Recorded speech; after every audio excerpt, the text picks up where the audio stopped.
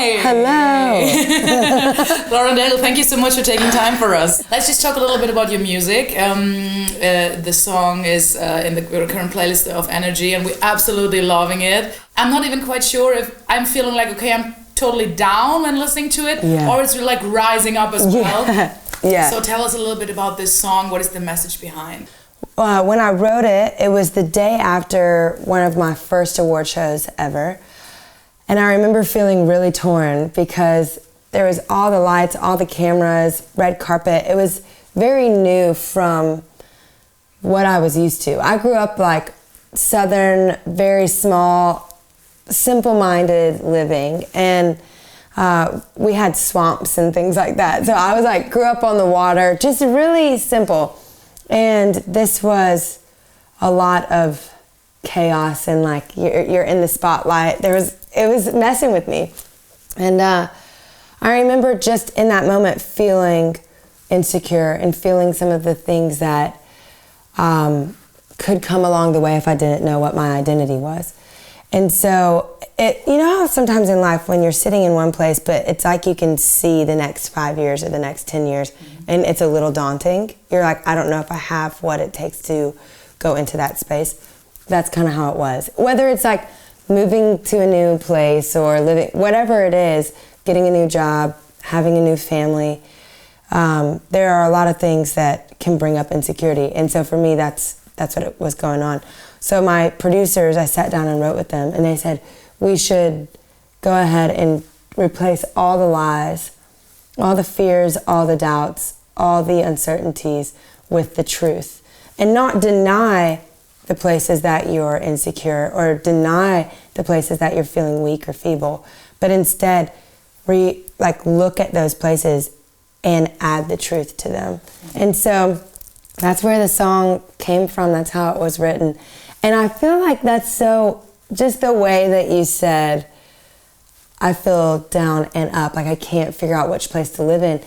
That's how it felt writing the song, was because it was like I was facing all the things that I was kind of wanting to hide in the closet. Like, I don't want this to be real. So I had to listen to the whole album, and I really got to say, wow, this is incredible. Oh. You can hear it from the first to the very last track, and you're like, okay, wow, this is like a really, I don't know, it takes you to a place where it's, this is not like party music stuff or maybe just like up-tempo beats, like, okay, wow, you can just dance to it, and like it's, So every single track has its own story, and you feel the deepness, you know? This is maybe a weird way to explain, but I think it's kind of a thicker track than there's only like, you know, up-tempo beats and a funky voice over it.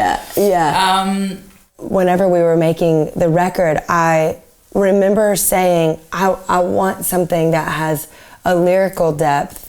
And I come from Louisiana, so we have like a lot of soul, a lot of jazz, like really rootsy music. We studied a lot of the old greats. We studied Roberta Flack and Aretha Franklin and just so many people, Lauryn Hill. And we wrote the entire record just piano vocal. So we didn't have any sounds. It was just my voice and just a piano. We turned that into the record label.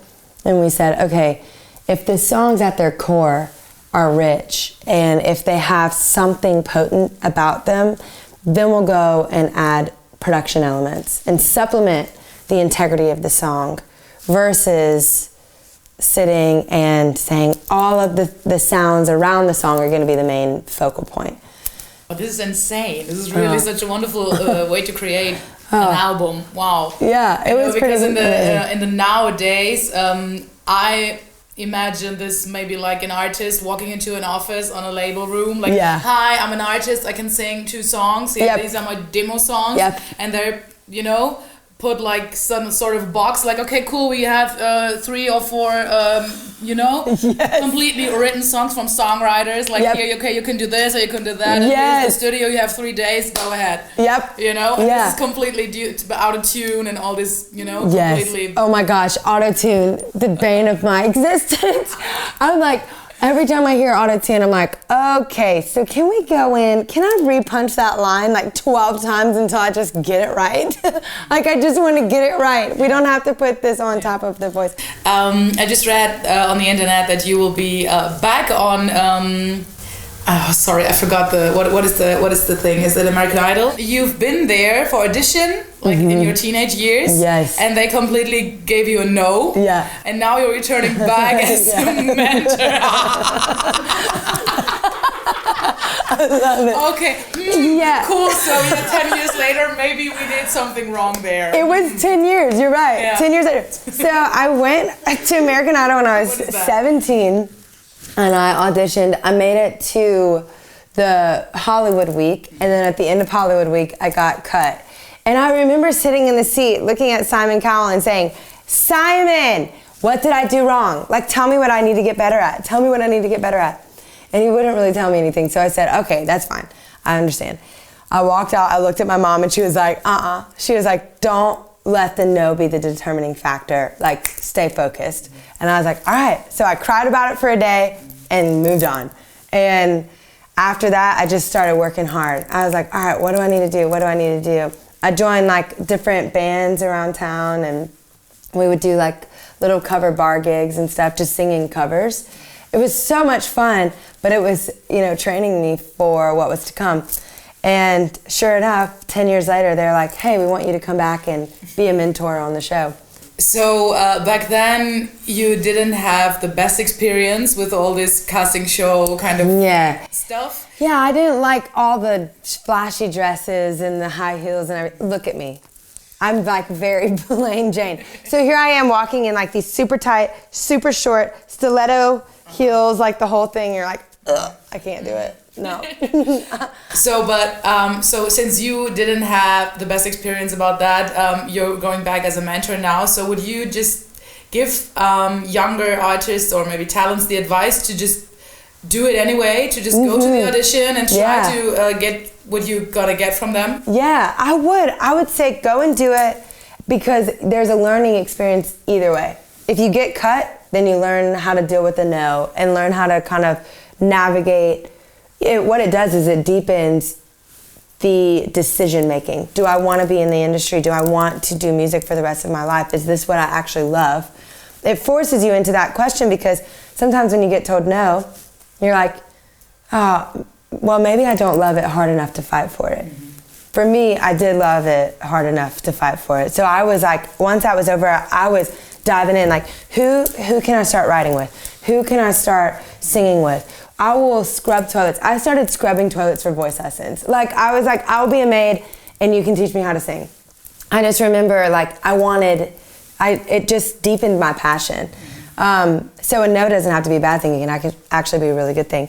And then the other side of auditioning is you kind of learn what it looks like behind the scenes. Like, you learn what it's like to have a camera in your face. You learn what it's like to get no sleep and still have to be on, still have to perform, getting shoved from this position to that position, here, there, all the things. You learn all of those details that you wouldn't necessarily know how to navigate once you're just actually in it. I think going and auditioning for those things is a good thing. I'm not even quite sure what to think about these casting shows. Yeah.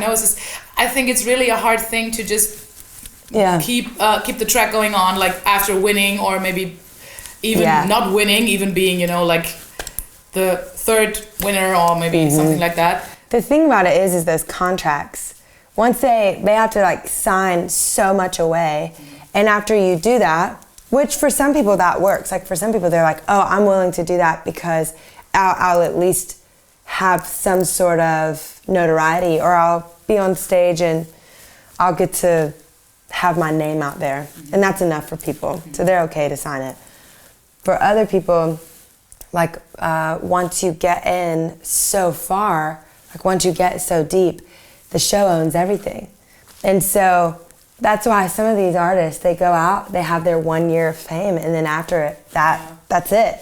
But it's because they signed the next 10 years away to the show. So it's a really interesting kind of place. It's a little diabolical because you're gaining some things and losing a lot of things. So you have to know going into that, hey, there is a potential for the rug to actually be pulled out from underneath my feet.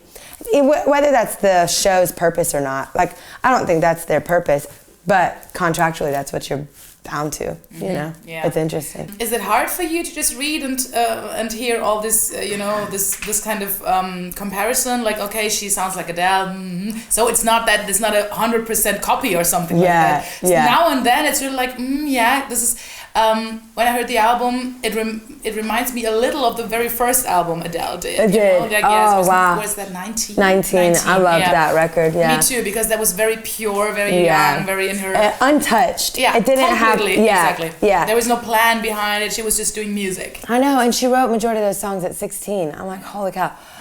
Does it bother me to be compared to her? Not really, because similarity is a high compliment. Like, just take it on as a high compliment. But the thing about it is, with Adele, whenever I was a kid, did the band Paramore hit here? A little bit. Them, So Hayley Williams, I loved her voice. Like, I loved singing along with her. I loved everything that she represented. So I would sing along to Hayley Williams, but I would lose my voice after like 5 minutes because her voice is so high and like she sings up here. And I always had like a deep, husky kind of voice. So when Amy Winehouse and Adele came out in America, I remember feeling like, finally I have people that I can sing along to and it doesn't hurt my voice, or I'm not like trying to screech to get up there. Like, they had these really husky, like lower tones that they sing a lot in their lower register, which is really comfortable for me. My mom would always laugh at me because I would scream all over the house, like in effort to sing. Like, I was always singing everywhere I went, whether it was like Celine Dion or Whitney Houston or Paramore, even though it's so high, but I would like try to belt it out. And then Adele and Amy Winehouse came along and I was like, I can do it. Okay, these are the people I relate to. So yeah, that's kind of my take on it. Cool.